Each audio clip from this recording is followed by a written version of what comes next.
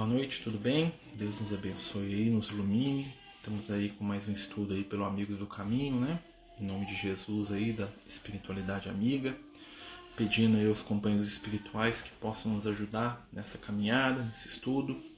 Hoje nós estamos no nosso estudo de quinta-feira, né? Estudo do Evangelho, né? Que a gente está fazendo aí de maneira virtual. E nós vamos falar hoje sobre a parábola do semeador. Como todas as quintas, o nosso objetivo, né, é fazer um estudo do Evangelho, né, dentro da doutrina espírita, né, trazendo a visão espiritual, né, e tentando contextualizar, né, as passagens da vida do Cristo, que são as mais importantes aí, do ponto de vista da exemplificação, do entendimento, né, e do despertar, né, do nosso espírito imortal.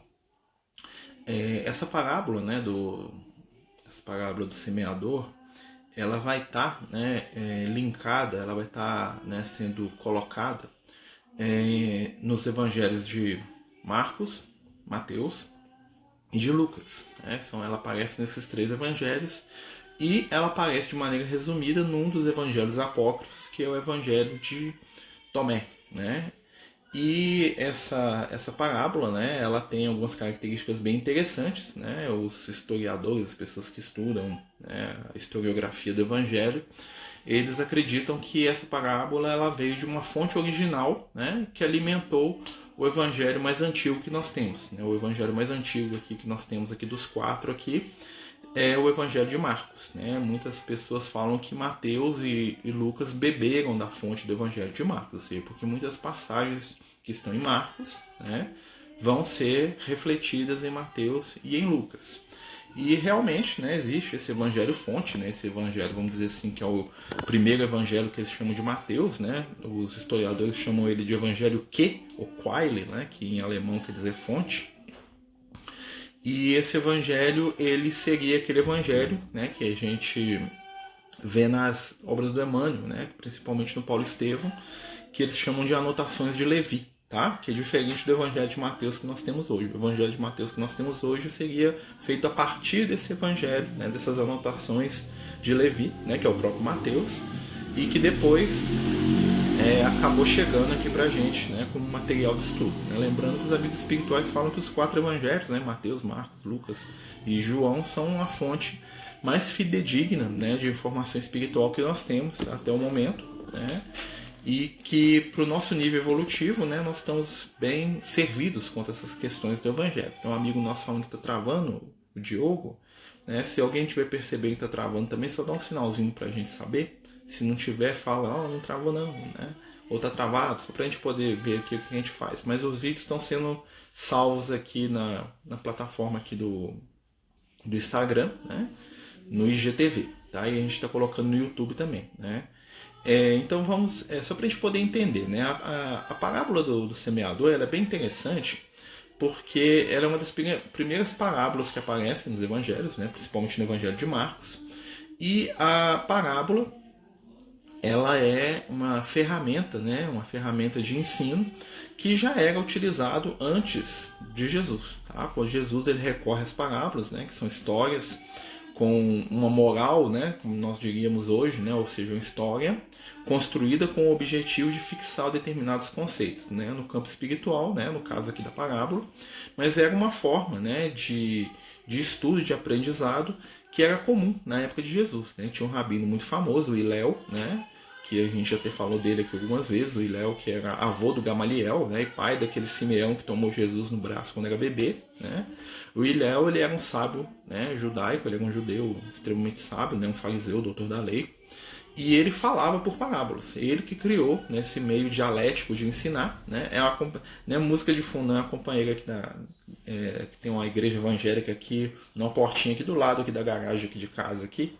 Então ela canta, né? Então assim, ela dá uma, vamos dizer assim, ela ajuda na vibração, né? Como diz minha esposa. Mas assim, mas ela tá colaborando, né? Ela tá fazendo prece. Antes tinha um boteco aqui embaixo aqui, que o pessoal fica dando tiro e facada nos outros. Hoje tem a igreja evangélica. Foi uma evolução assim fantástica, né? Deus abençoe que continue a igreja, né? E o que acontece, né? Voltando aqui para a parábola. Então a forma de falar em parábolas, né, foi um recurso educativo, um recurso pedagógico, né, a gente poderia dizer, que já era anterior ao nascimento de Jesus. Né? E em determinado momento da parábola, essa parábola também ela é muito interessante porque ela é uma parábola, é a única parábola que Jesus explica. Né? Então nós temos a explicação do Cristo sobre a parábola, né? Algo que é fenomenal. E Jesus também explica para os discípulos por que ele fala em parábolas para eles. Né? Então essa parábola ela tem contextos muito interessantes para a gente estar abordando. Eu vou ler aqui o texto, né, bem curtinho, né, e a gente vai comentar. Estou aqui na minha Bíblia de campanha, aqui, minha velha amiga Bíblia, né, toda surrada, desmanchada, rasgada, cheia de pedaço de papel, né, mas estamos aqui. Né, a Bíblia do Lucas, como diria. Né, vamos lá. Está lá em Marcos, no capítulo 4, né, Evangelho de Marcos, capítulo 4. Está aqui na Bíblia, na edições paulinas, da Igreja Católica. Eis que saiu um semeador a semear. E enquanto semeava, uma parte da semente caiu ao longo do caminho. Vieram as aves do céu e comeram. Outra parte caiu em terra de pedregulho, onde tinha muito pouca terra. Nasceu logo, porque não havia profundidade de terra, mas quando saiu o sol, foi crestada pelo calor, e como não tinha raiz, secou. Outra parte caiu entre os espinhos, os quais cresceram e a sufocaram, e não deu fruto. Outra caiu em boa terra, deu fruto, que vingou e cresceu, e um grão dava 30, e outro 60, e outro 100. E dizia: quem tem ouvidos de ouvir, ouça. Tá? Então aqui é a parábola. Depois nós vamos entrar na parte da explicação aqui. Nós vamos pegar aqui algumas questões. Né? Primeiro a semente, né? O próprio Jesus vai explicar o que é a semente, a palavra, né? O ensinamento, o conhecimento espiritual. Né? O semeador ele lança a semente. Né? Nós temos aí uma analogia muito interessante com o princípio espiritual. Né? Quando Deus nos cria, né? Ele lança a semente do princípio espiritual em todas as formas de matéria do universo. Né? Toda matéria está associada a alguma forma espiritual. Tá? E essa matéria ela vai se desenvolver dentro de condições específicas. Tá? Isso do ponto de vista assim, da origem do Espírito. Aqui ele está falando também do ensino do Evangelho, né? Que é o que Jesus vai fixar com os discípulos. Né? Ele vai fixar a ideia de que essa semente são as palavras, são os ensinamentos, são os bons exemplos. Né? É o Evangelho. Né? E aí ele vai passar por vários terrenos. Né? O terreno é o coração do ser humano, né? O terreno é um ambiente propício. Né? Nós sabemos aí pela ciência que a vida se desenvolve em ambientes que são apropriados, né? Se adaptando de acordo com as necessidades. Né? E Jesus vai falar disso, né? Desse crescimento, dessa tentativa de adaptação, né? E sobre as limitações que o ambiente, né? Ou seja, que a nossa intimidade vai fornecer ao crescimento do Evangelho dentro de nós. Então o Evangelho ele é uma semente que é plantada em todos, mas cada um de nós, dentro das suas limitações de terreno, ou seja, dentro da sua intimidade, vai proporcionar campo adequado ou um campo nem tão adequado, né, ao desenvolvimento dessas sementes espirituais. Olha só que interessante. E quando ele fala que elas se desenvolvem, né, que aqui é na boa terra, uma 30, outra 60 e outro 100. Né? São números que são bem interessantes. Né? O número 30 vem de 3, né? 3 é o número da família, né? É o número do início do ciclo aí, né? do reino mineral, é o número que representa aquilo que se multiplica, né? Aquilo que aumenta, que agrega. Né? Então o número 3, né? Vai ser aquilo que vai multiplicar. O número 60, né? O número 60 vem do 6, né? Então ali nós vamos ver o que? O número do ser humano, do nosso estado evolutivo, né? Nós somos 6, né? O ser humano, ele é o número 6, ou seja, nós estamos no 6º momento da evolução, nós somos caracterizados pela imperfeição, né? Nós estamos caminhando em busca de uma melhora, de um equilíbrio espiritual, mas nós ainda somos seres de transição. Né? Nós somos ainda aquele anjo que nós somos em potencial, né? Que nós vamos alcançar um dia, mas também já não somos mais aquele animal, né? Do reino inferior, do reino animal que nós deixamos para trás. Mas nós temos aqui dentro de nós características espirituais, né? Tanto do reino animal quanto da espiritualidade superior. E essa dicotomia, essa luta íntima entre o nosso lado animalizado, instintivo, né? Egoísta, né? Por quê? Porque o animal trabalha por si mesmo, né? Luta com o nosso lado que angélico, divino, que desperta, né, em alguns momentos da nossa intimidade. Tá certo? Então vamos lá, seguindo. E aí Jesus fala assim, ó, quem tem ouvidos para ouvir, ouça. Esse termo é bem interessante quando Jesus fala quem tem ouvidos para ouvir, porque ele está falando da preparação espiritual. Né? Muitas vezes a gente vê nos textos, nos livros, né, nas mensagens dos amigos espirituais, que eles falam muitas vezes que conhecimento é para aqueles que estão prontos para receber. Né? Tem uma resposta aí de alguns psicólogos que eu acho interessante, é que nós temos a idade das perguntas que fazemos. Né? Ou seja, de acordo com a nossa busca de conhecimento, de acordo com o nosso desejo de aprender, de acordo com o nosso desejo de superar, né, os nossos limites, os nossos preconceitos, as nossas limitações, né, nós vamos receber o conhecimento. Ou seja, o conhecimento ele tem tudo a ver com a busca. Né? Muitas vezes a acomodação é o maior caminho para a gente perder oportunidade de crescimento espiritual. Todo ser acomodado espiritualmente, né, ele está parado, ele está paralisado, ou então ele está satisfeito com aquilo que ele tem, né, ele está contentado ali, ele está feliz com aquela situação transitória que ele tem ali, e aquilo ali não produz fruto na vida dele. Né? Então é meio que uma semente morta, uma semente que está guardada. E aí Jesus, né, continua aqui, ó. Quando se encontrou a só, os 12 que estavam com ele interrogaram-no sobre a parábola. Né? Então o que aconteceu? Jesus estava só, né? E aí os apóstolos, os 12 discípulos, chegam até Jesus para perguntar para ele sobre a parábola. Disse-lhes, a vós é concedido conhecer o mistério do reino de Deus. Porém, aos que são de fora, tudo se lhe propõe em parábolas. Olha que interessante Jesus falou. Né? A vós que são de dentro, é conhecido os mistérios. Aqueles que são de fora, né, não é permitido e são dados a eles parábolas. Quando Jesus está falando isso aqui, Jesus está fazendo um resumo de todo o caminho religioso até a época dele.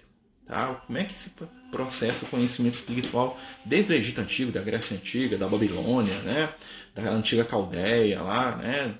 Como que se processa o conhecimento espiritual? Aqueles que são de dentro, ou seja, os iniciados, né? Aqueles que já estão vendo um pouco além, né, da verdade, eles recebem conhecimento.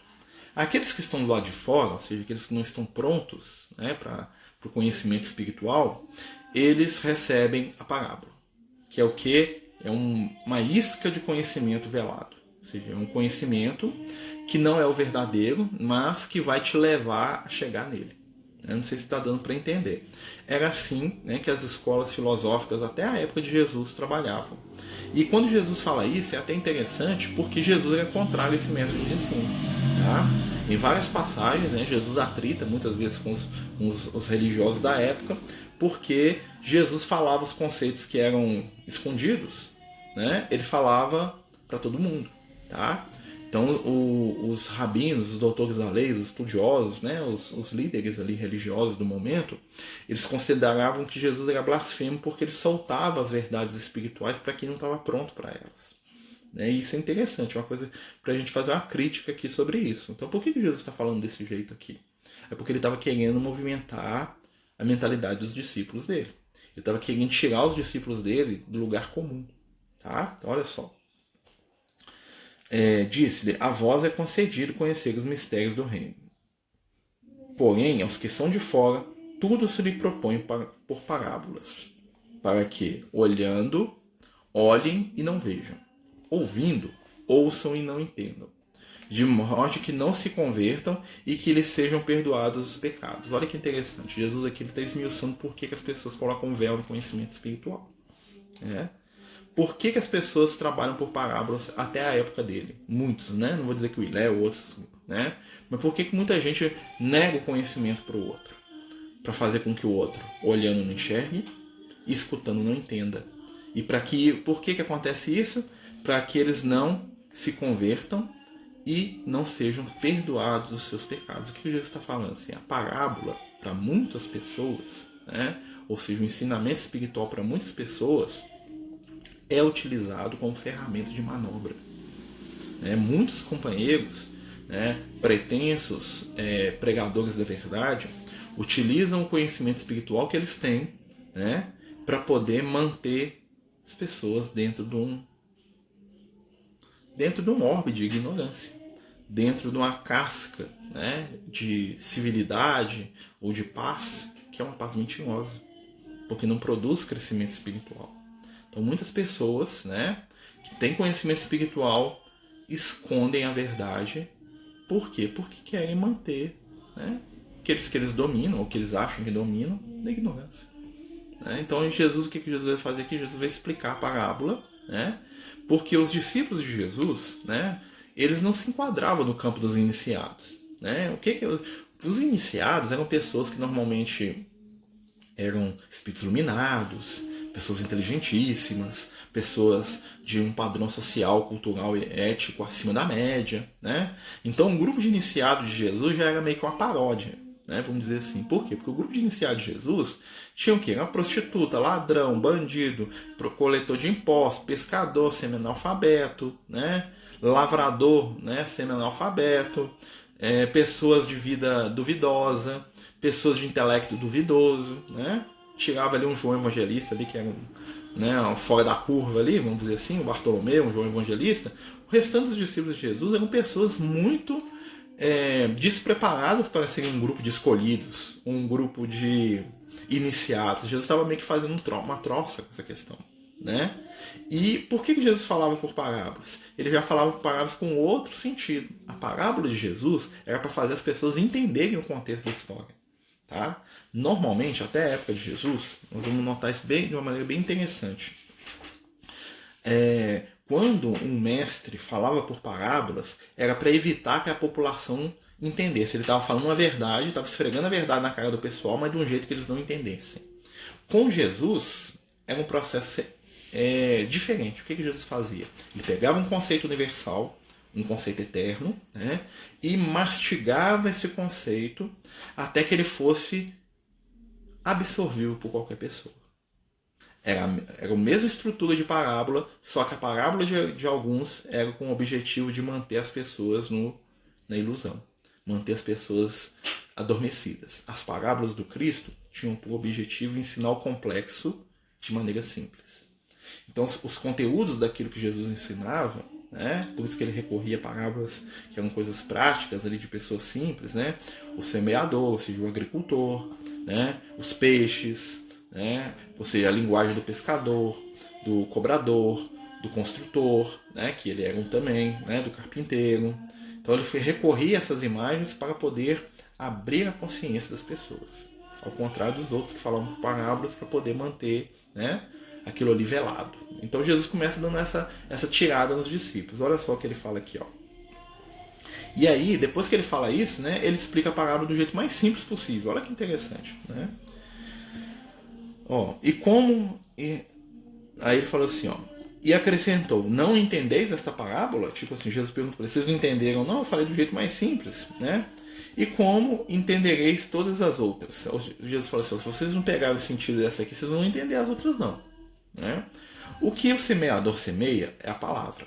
Aqui palavra não é só o que se diz, tá? A palavra é conhecimento, tá? Aqui a palavra é exatamente o pastor, né? Que é uma imagem para aquelas pessoas ali, era bem próximo da realidade deles, né? Era o pastor, era o pescador, eram eles, né? Jesus contava histórias daquelas pessoas vivendo situações que eram delas. Né? Você pode ver que ele nunca fez uma parábola com o imperador romano, com um soldado, né? Ele nunca fez uma parábola com um sacerdote, né? Ele cita o sacerdote na parábola do bom samaritano, mas ele não é o personagem principal, né? Ele cita o sacerdote em alguns lugares ali, mas os personagens principais da parábola dele são pessoas simples. Interessante, né? As mulheres, né? Então, vamos lá.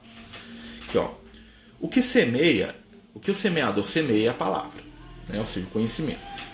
Uns encontram-se ao longo do caminho onde ela é semeada. Ou seja, ele está falando assim, ao longo do caminho, né? Porque os discípulos de Jesus eram chamados de seguidores do caminho, porque Jesus fazia muita referência a caminho, né? O caminho do semeador, o caminho do companheiro lá do samaritano, né? O caminho, a verdade e a vida. Jesus sempre referia sobre o caminho, por isso que o pessoal que ficava seguindo ele depois, o pessoal do caminho lá, porque Jesus falava muito de caminho, né? Viraram seguidores do caminho, né?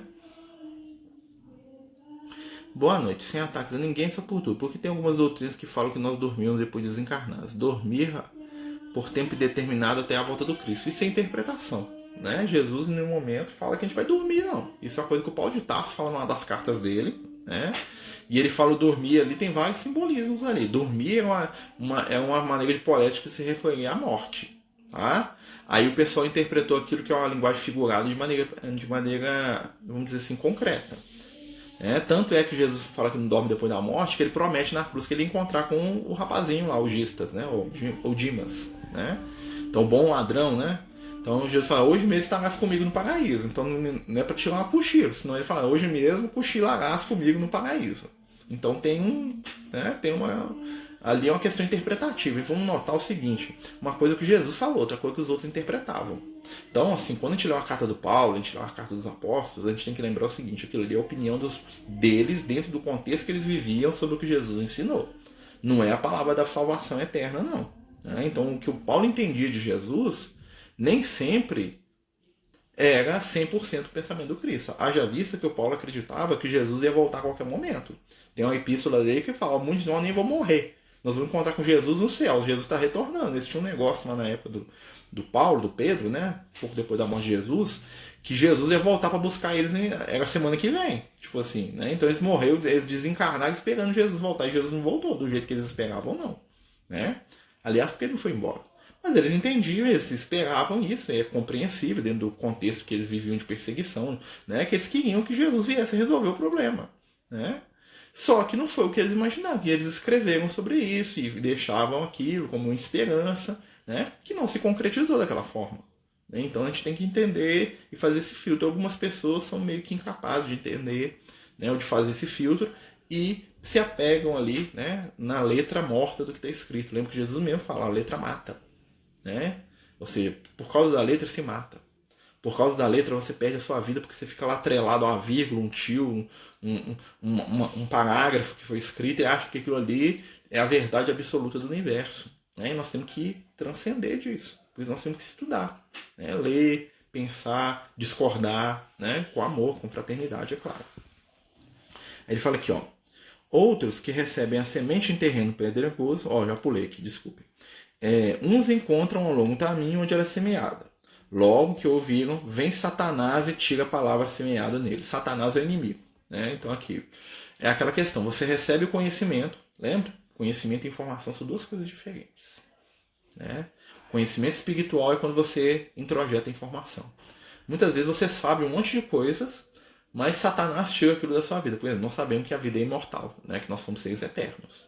Entretanto, quando meu pai morre, eu desespero. Eu acredito que Deus não existe mais. Ou seja, a adversidade tirou. Eu tenho a informação, mas aquela informação não resolve. Né? Então, assim, é nesses momentos. Ou seja, eu passo por um momento de prova e naquele momento eu esqueço o que eu sei. Né? Eu sei, eu ouvi falar, mas no fundo eu vou ter uma ação, uma atitude que diz que eu não acredito naquilo. Né? Então, são situações que acontecem. Outros recebem a semente em terreno pedregoso. Olha só que interessante. Ouvem a palavra, logo a recebem com gosto. Né? Ficam felizes. Nossa, né? Conhecimento espiritual, que coisa linda. Né? Mas não tem raízes em si, são inconstantes. Jesus fala, olha que interessante. Depois, levantando-se a tribulação, a perseguição por causa da palavra, sucumbem imediatamente. O que Jesus está falando aqui? Ele está falando de nós, né? Que acreditamos, que aceitamos, né? E quando eu estou falando isso não é questão de religião lá, tá, gente? É questão de conhecimento espiritual, são as verdades eternas. Nós somos espíritos imortais, nós somos destinados à felicidade, ao amor, né? Nós vamos renascer quantas vezes forem necessárias. Mas aí quando a gente é apertado, quando acontece alguma situação, né, que nos cobra talvez uma postura mais espiritualizada, nós pulamos para trás daquela situação. Então isso é muito comum de acontecer em momentos de prova com vários de nós. Eu lembro da história, é uma coisa muito comum que aconteceu comigo. Né? Eu lembro de uma companheira nossa aí que a gente fazia, que meio que adotou, né, um companheiro que mora na rua, né, e deu a ele todo o amor do coração, todo, né, assim, foi mãe, né, desse companheiro. E companheiros nossos de doutrina espírita, né, falaram que ela não devia fazer isso. Por quê? Porque ela estava ajudando bandido. né? E a pessoa está toda semana lá na assistência social, às vezes ajudando, mas no momento que o outro ultrapassa o limite daquilo que ele dá conta, né? Porque a gente é assim, né? Eu vou até um limite. Né? Se o outro passa do meu limite, eu já acho aquilo errado. Mas o limite do outro é diverso. Né? E aí as pessoas ficavam criticando por ela fazer exatamente aquilo que a gente prega. Que às vezes eu não dou conta de fazer, eu não trouxe morador de roupa morar aqui comigo dentro da minha casa. Ela fez isso. Né? Mas é um absurdo, é isso, é aquilo. Né? Muitas vezes a gente se incomoda com o bem que o outro faz. Né? Ao invés de parar e pensar assim, olha, eu não dou conta. Beleza. Né? Eu não sou obrigado a dar conta. Né? Ele deu. O que eu posso fazer para ajudar? Não posso fazer nada? Então que eu incentive. Não posso incentivar? Então que eu me cale e olhe. Né? Então, assim, são situações. Muitas vezes, em momentos de prova como esse, as pessoas recuam. Né? Companheiros que se veem ali rechaçados pelas suas maneiras, pelos seus hábitos, né? E que não conseguem diante das provas. Né? É um sinal para a gente aqui. Outros recebem a semente entre espinhos. Olha que interessante. Ouvem a palavra, mas as solicitudes do século, a sedução das riquezas e outros afetos desordenados entrando afogam a palavra, a qual fica infrutuosa. Esse aqui é interessante, que é o momento que nós estamos vivendo aqui enquanto encarnados. Né? Nós conhecemos, nós temos acesso à informação espiritual de 1001 maneiras. Né? Ninguém pode falar que não tem acesso a um livro, ou a internet, ou o YouTube, né? Ou qualquer outro aspecto aí de divulgação de conhecimento, Instagram, sei lá o que for. Né? E a gente tem a informação espiritual, nós temos contato com a espiritualidade de várias maneiras, só que as coisas do dia a dia nos sufocam. Né? O prazer, a diversão, o desespero, né? As coisas nos sufocam. Porque é tanta informação, é tanta coisa vindo ao mesmo tempo, que o nosso filtro íntimo não consegue fazer ali uma seleção daquilo que é realmente importante para a nossa evolução e o que é apenas para ser uma distração, né? Para ser um prazer momentâneo, né? Que vem e que vai. E aí, dessa maneira, o que acontece? Nós sofremos muito, né? Nos perdemos muito. Né? E são os espinhos que nos sufocam. Né? A vida material hoje ela tem tanta facilidade que ela está difícil.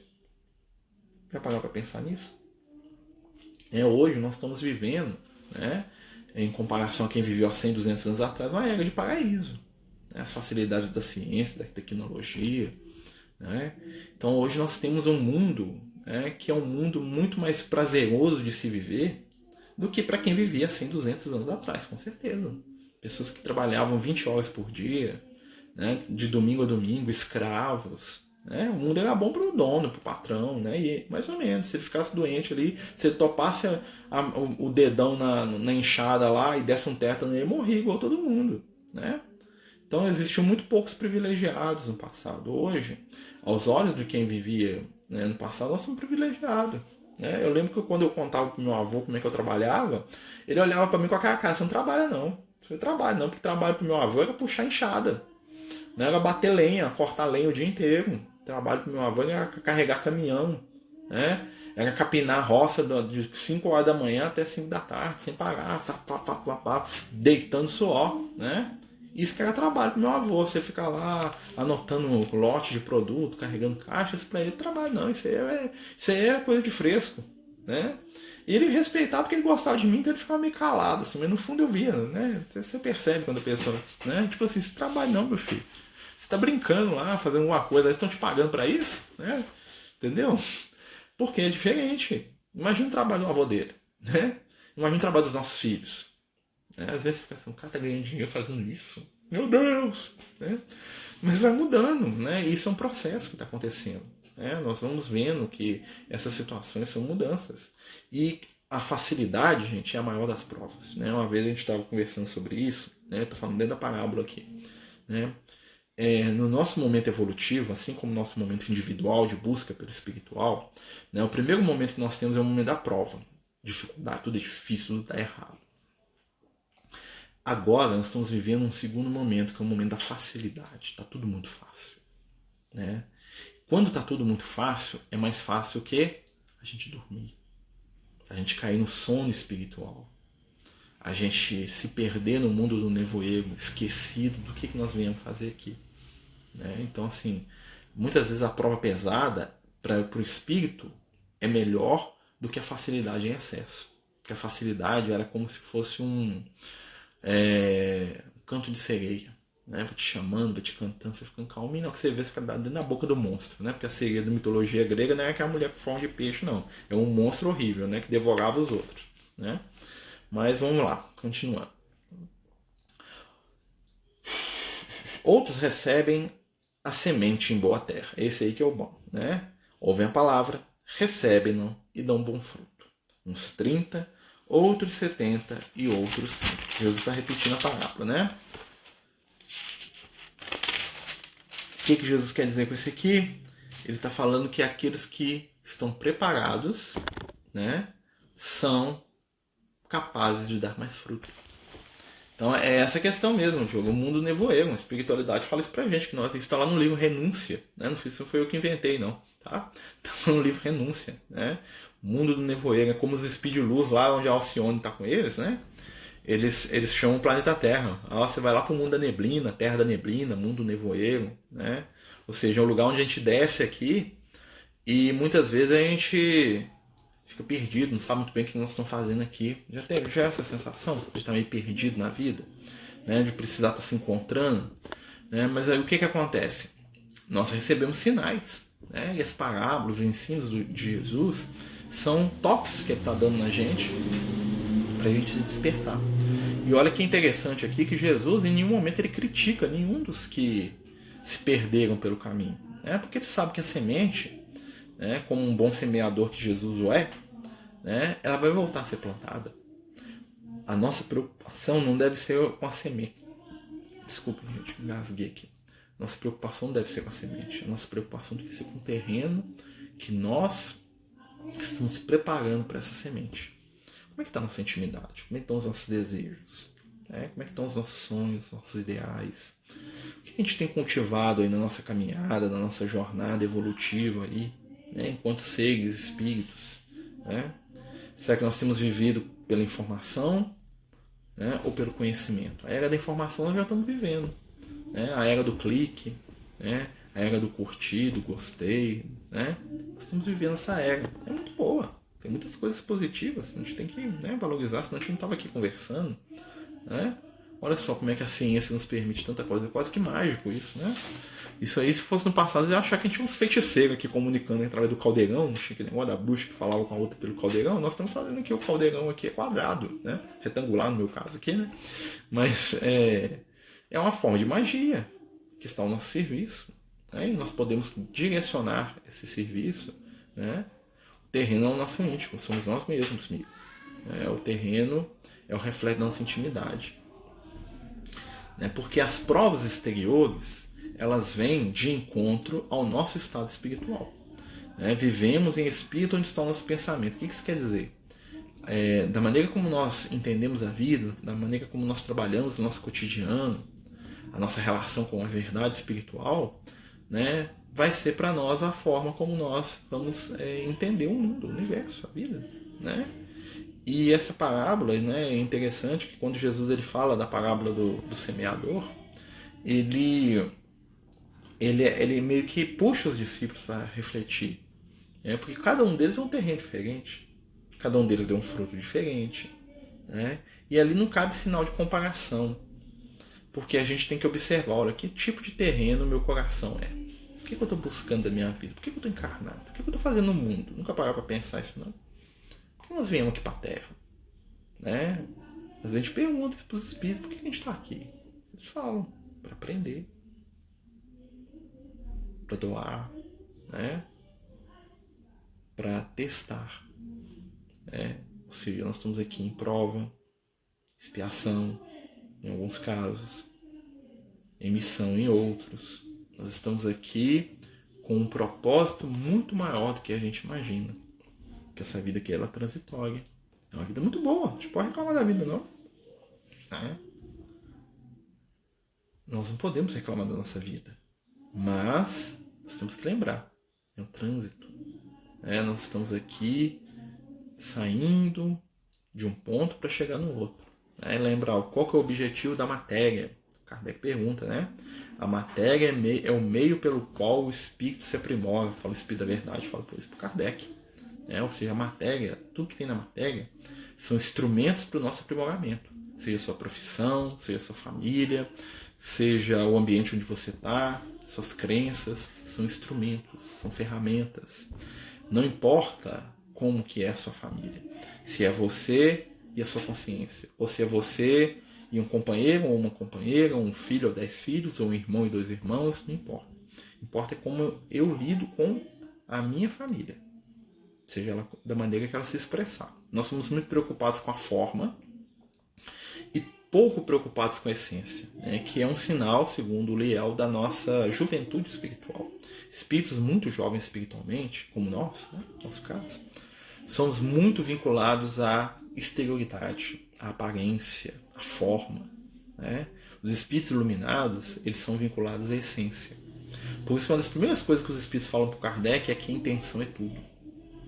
Né? Então, nós somos muito preocupados com a ação. Então, que é aquela coisa do fariseu, lembra da época de Jesus? O fariseu, quando ele ia fazer uma doação, né, era assim, ele levava um cara na frente que ia bater num bumbo, balançando um sino, e tinha um arauto, né, uma pessoa que ia para contar para todo mundo, falar em gritar, olha o fariseu, o doutor da lei, falando de tal, fazendo caridade aqui, ele é muito bom, né?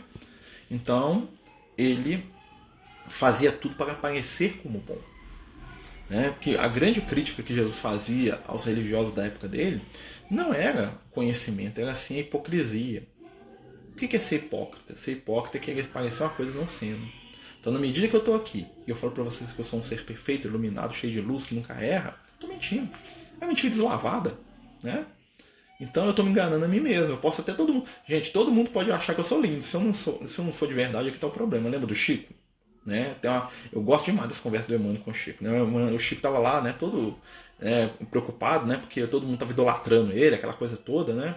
E aí um dia o Emmanuel apareceu lá para ele e falou: Emmanuel, não tô aguentando mais não, o pessoal acha que eu sou santo, e todo mundo falando que eu sou santo, que isso, que aquilo, que aquilo outro, e eu sei dos meus defeitos, eu sei, né? Aí o Emmanuel olhou para ele com aquela cara cega de Emmanuel, né? O Emmanuel tinha uma cara cega, né?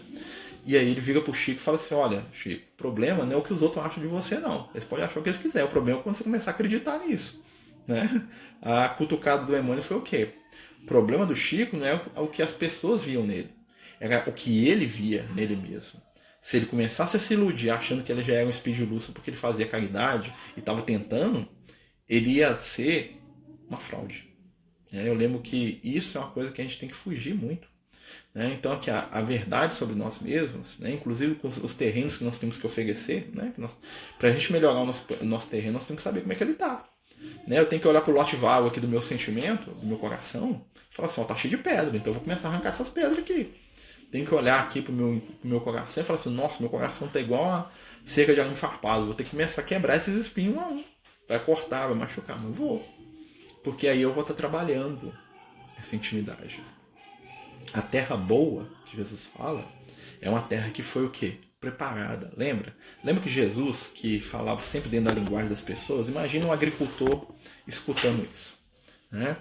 Quando o agricultor escutava Jesus falando, imagina o que o cara pensava. Ele fala assim: essa semente não vai dar certo porque ela está numa terra que não foi cultivada.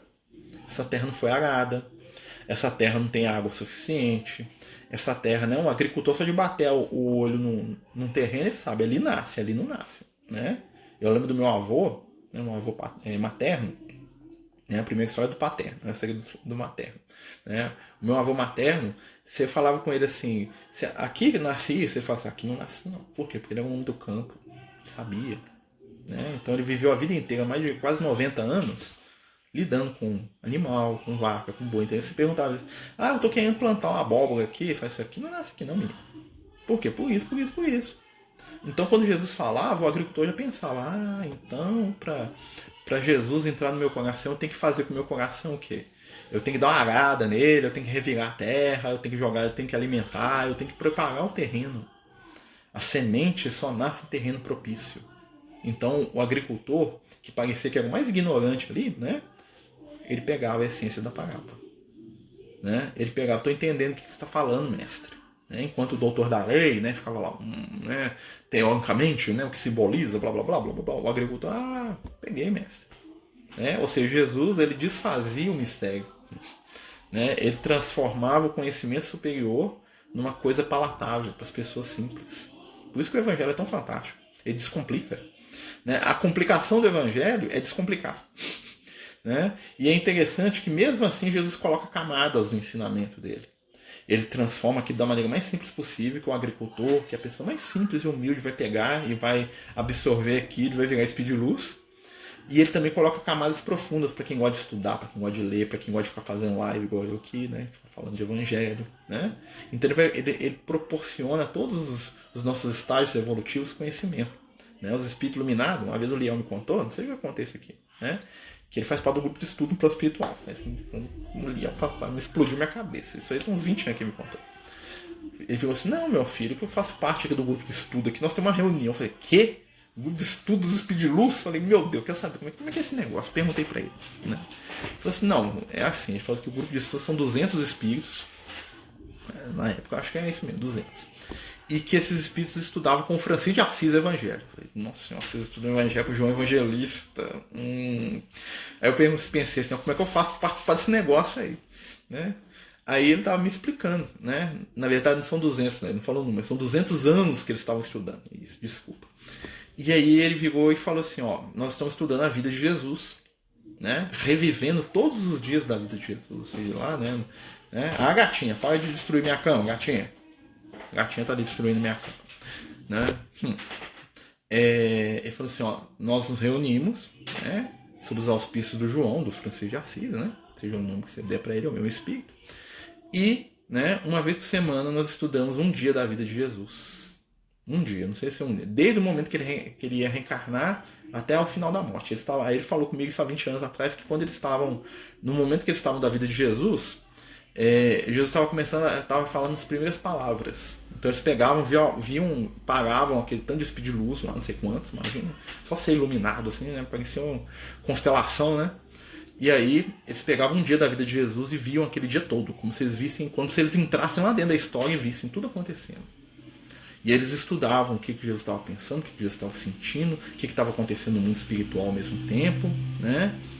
E eles tiravam daquilo lições de explodir a cabeça, né? Que eu nem imagino o que é. Né? E aí, você imagina, né? A vida de Jesus fornece material de estudo para entidades iluminadas, venerandas, que estão acima da nossa compreensão humana, para nós que estamos aqui nesse estágio aqui do mundo aqui já da tecnologia, mas também para o cara que era lavrador, né? Para o cara que era semi-analfabeto ou era totalmente analfabeto, né? Para pessoas que tinham dificuldades cognitivas extremas, simples, culturais, como, né? Imagina um pastor de ovelha da época do Cristo, gente. Imagina como é que era o raciocínio, a expressão de vida de um ser humano como esse. E quando Jesus falava, aquilo entrava lá na alma do cara. Por quê? Porque Jesus falava de uma linguagem que era o quê? Compreensível. Esse é o maior dos milagres de Jesus. E a mesma coisa que ele falava para esse lavrador que mudou a vida dele, os espíritos de luz ficam lá debruçados e cada vez mais maravilhados. Nossa Senhora, Jesus aqui, ó. Olha só esse ensinamento aqui do mestre. Olha só essa ação aqui do mestre. Ó, Jesus olhou aqui para a pedra aqui. Oh, meu Deus do céu, o que aconteceu? Jesus pegou aqui a barra do vestido de Maria. O que estava acontecendo? Meu Deus do céu, aconteceu um negócio aqui. Né? Então, assim, é muito interessante. Né? Seguindo esse exemplo, nós como pais temos que iniciar o preparo do solo fértil dos nossos filhos. Nós podemos ajudar. Né? A gente sabe que a influência dos pais nos filhos é muito grande. É claro que depende de cada um. Né? A nossa caminhada é o fruto da nossa escolha. Mas a família estruturada ela vai dar sustentação para aquele ser. Né? Ela vai dar alternativas para o ser. O objetivo da família nos primeiros anos da criança é dar para eles um padrão moral seguro. Para que essa criança, né, tenha uma base sólida quando ela for enfrentar os grandes dilemas da vida dela. Vamos lembrar sempre disso. Né? Até os 7 anos de idade, claro que quando a gente fala isso é uma coisa que é flutuante, né? A criança é reflexo da família, do pai e da mãe principalmente. Então as ações e as posturas dos pais vão refletir. Né? Quando a criança vai dos 7 aos 14, o que vai acontecer ali? É o processo em que o ambiente no qual a criança está inserida, seja escola, seja a família num grau mais amplo, a sociedade, vão também impactar. É um momento que a criança ela quer imitar quem está do lado de fora. O pai e a mãe já começam a ficar meio assim. Você quer imitar seu colega pular da ponte, você pula também, né? Dos 14 aos 21, né, os próximos 7 anos, aquele momento que o André Luiz fala pra gente que é o despertar da personalidade anterior, né, com a puberdade, né, as faculdades mediúnicas, a memória inconsciente das nossas vidas passadas, há uma mudança muitas vezes de personalidade na criança. Por quê? Porque ela desperta para quem ela é de verdade. Aí o pai e a mãe falam, quem é esse cara? Quem é essa moça aqui? Não foi você que eu trouxe da maternidade, não. Né? Você não fazia isso quando você era menino? Você gostava disso quando você era menino? Lembra do padre Francisco de Assis? O Pedro Bernardone, ele pegou o Francisco pelo pescoço nessa idade e falou assim, não tô te entendendo, não, você era meu melhor braço direito aqui, agora você virou esse cara esquisito aí que só sabe dar o que eu tenho pros outros. Um momento de briga, de choque. Por quê? Porque o Francisco de Assis voltou inconscientemente a energia do João Evangelista. Ele voltou a ser quem ele era. E aquilo não agradou em nada o pai dele. Né? E aí quando vai dos 21 aos 28 é o momento das escolhas. Das grandes escolhas. Né?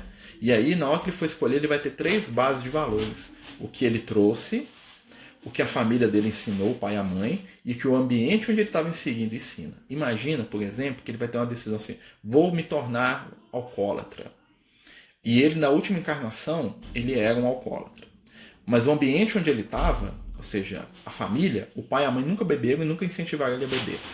O ambiente onde ele estava de escola, de amigos, também não bebe.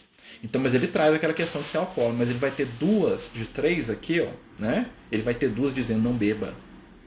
Imagina o contrário, por exemplo, né? Que ele traz do passado um pendor para o alcoolismo, tá? E o ambiente onde ele está, a escola, essas coisas, não incentiva nada disso, mas o pai e a mãe dele vivem entornando. Na hora que ele for decidir, na hora que ele for bater com essa situação, ele vai ter o quê? O passado espiritual dele falando para ele beber e aquilo que ele aprendeu dentro de casa também.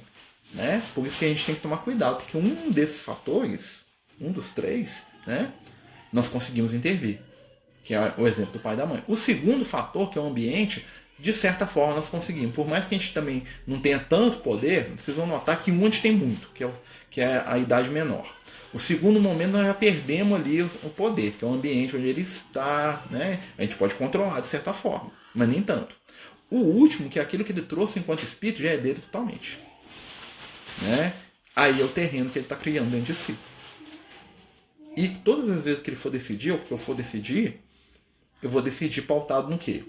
Naquilo que eu trouxe das minhas vidas passadas, naquilo que eu aprendi com os meus pais e naquilo que o ambiente que eu estou inserido vai me oferecer. Por isso que muitas vezes quando as pessoas falam, é o ambiente que transformou o cara nisso, você fala assim, não, mas tem cara lá dentro que não ficou desse jeito. O cara ficou bandido, virou ladrão, virou bandido. Porque ele nasceu num ambiente... Não. Tem um que nasceu no mesmo ambiente e não virou bandido. Por quê? Porque ele teve uma base anterior. Talvez da outra encarnação ele não trouxe isso. Então, mesmo num ambiente desequilibrado, ele se manteve íntegro. Né? Por isso que o nosso esforço tem que ser o quê? Melhorar e dar estrutura para os nossos filhos e trabalhar para que o ambiente geral melhore também. Porque aí nós vamos criar o que? Uma estrutura espiritual de crescimento e de melhora para o ser. Né? Então são 3 aspectos aí. O que eu trago, o que eu aprendi com meus pais e o que o ambiente me favorece. Né? E às vezes o espírito é tão forte, imagine Jesus, um espírito igual a Jesus. Ele já veio consolidado no mundo espiritual quem ele era. Né? Mesmo que a família dele tocasse ele para fazer outras coisas, ele não sabia disso não. Tem espírito, o espírito superior é isso. Né? O que ele traz é tão poderoso em si que o ambiente, nem a influência familiar, Francisco de Assis, né? Ele teve um ambiente familiar que não o ajudava nesse sentido, ele teve um ambiente social ali da escravidão, daquela coisa toda que também não. Ele deu, né? Quando ele ficou dono de si mesmo, ele deu uma banana para aquilo tudo. Não vou ser igual a esses nobres da minha época, não vou ser igual ao meu pai, vou ser aquilo que Jesus pediu para mim ser e pagou o preço por isso. Né? Então é uma coisa interessante para a gente pensar. Né? Gente, nós temos 8 minutos. Né? É um ganha-ganha, filhos trazem qualidade de filho. Com certeza, né? A gente fazendo a nossa parte, nós vamos ajudar os nossos filhos. E vamos ajudar a gente mesmo, né? Porque o primeiro que vai ser ajudado é a gente. Esse barulhinho aqui é minha gatinha mexendo na sacola aqui, tá? Ela gosta de fazer barulho aqui. Mas essas questões todas nós vamos entender dentro da parábola. Jesus, ele estava fazendo o que aqui? Olha só que interessante, ele estava contribuindo para o nosso processo de educação. Né? Quando ele chama os discípulos, ele está dando para os discípulos o quê? Olha o que Jesus faz, como é que é educativo que Jesus faz. Primeiro, ele instrui os discípulos, ou seja, ele dá base espiritual para eles. Segundo, ele ensina os espíritos como se relacionar com os outros, para que eles possam modificar o mundo. Né? E terceiro, né, ele imprime nos discípulos o quê? Mudança de vibração. Ou seja, ele está trabalhando essas três questões aí que a gente estava falando. Jesus, ao mesmo tempo, ele age como pai, né, como meio espiritual daqueles seres que estavam lá com ele, e ele transforma a intimidade deles para que no futuro aquilo fique lá, ó, guardado. Tem coisa que entrou aqui na nossa consciência que está guardado desde o passado espiritual da gente. E quando a gente vai contra aquilo, né, porque a gente vai contra às vezes a consciência, né, é o nosso estado espiritual esse aí. E aí às vezes a gente sofre, né? Mas, meus amigos, nós estamos falando aqui da parábola do semeador, né, como a gente disse, né, é a única parábola que Jesus explica. Ela, né, a versão que nós lemos aqui está no Evangelho de Marcos, no capítulo 4, para quem quiser, né, dar uma olhadinha aí depois, eu acho muito interessante. Né?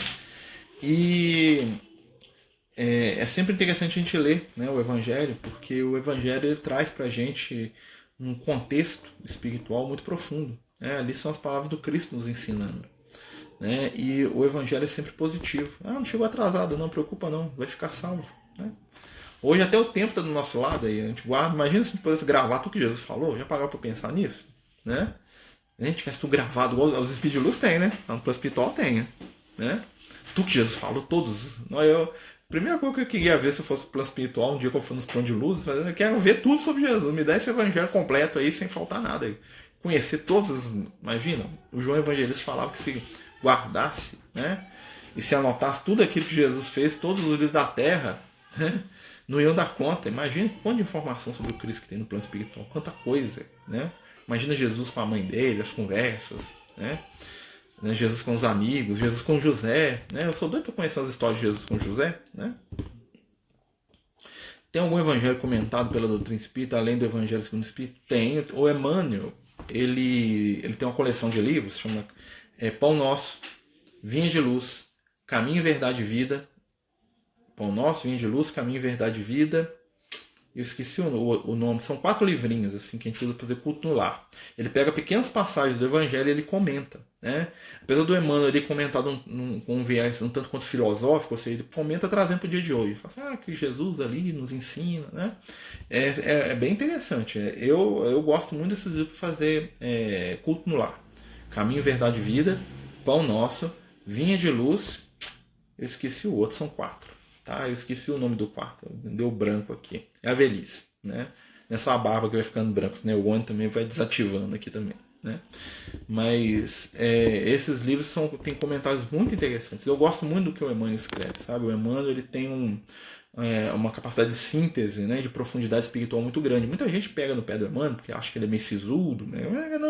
Não, o Emmanuel é um espírito, né, cheio de amor para dar também, como muitos. Né? E eu acho que assim que as obras do Chico, né, eu tenho para mim que assim, do ponto de vista dos estudos do mundo espiritual, da vida depois da morte, do conhecimento espírita, os livros do André Luiz são imbatíveis. O André Luiz ele é o cara que abre os nossos olhos para o que é espiritual, para a mediunidade, essas coisas todas, né, com a ajuda dos mentores. Fonte Viva, isso mesmo. Obrigado, hein, Adriano? Fonte Viva, Caminho, Verdade e Vida, Pão Nosso e Vinha de Luz. É isso mesmo, são 4 livros. A companheira nos ajudou a lembrar aqui. Que, aliás, é o Fonte Viva que eu tenho, que eu faço culto com a minha mãe. Né? E o que acontece? Os livros do Emmanuel já são os livros de vivência evangélica. Você quer saber o que é ser cristão? Vai ler o Paulo Estevam. Você quer saber o que é ser cristão? Vai ler lá 50 anos depois. Até mais do que há 2000 anos. Porque nos 50 anos depois tem um personagem que eu acho maravilhoso. Né? Que é a Célia. A Célia, que depois reencarna, né? Que continua a história dela no livro Libertação, né? A Célia, que é aquele espírito lá, né? Que é um espírito missionário ali, fantástico a Célia. Deus abençoe ela onde ela estiver, né? Alcione, né? Também o nome dela. Imaginar a tecnologia espiritual, idade possui para obter esses detalhes da vida de Jesus. Sim, eles têm tudo, né? Porque no mundo espiritual eles têm acesso às memórias, né? E as memórias de Jesus já são de uso coletivo, vamos dizer assim, né? Nos espíritos têm isso, né? Você acessa, né?